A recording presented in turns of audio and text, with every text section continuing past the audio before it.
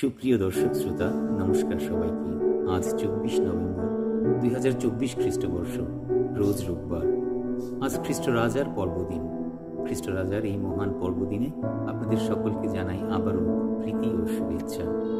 পবিত্র বাইবেল থেকে আজকের জন্য নির্ধারিত পাঠ যোহন লিখিত মঙ্গল সমাচার 18 অধ্যায়ের 33 পদ থেকে 37 পদ পর্যন্ত।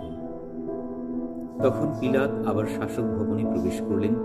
তিনি সেখানে যিশুকে ডেকে আনিয়ে বললেন, তুমি কি ইহুদিদের রাজা?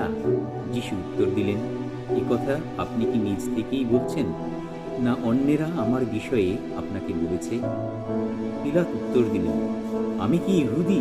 তোমার নিজের জাতির লোকেরা আর প্রধান যাজকেরাই তো তোমাকে আমার হাতে তুলে দিয়েছে।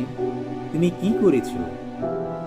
যিশু উত্তর দিলেন, আমার রাজ্য তো এই জগতের নয়।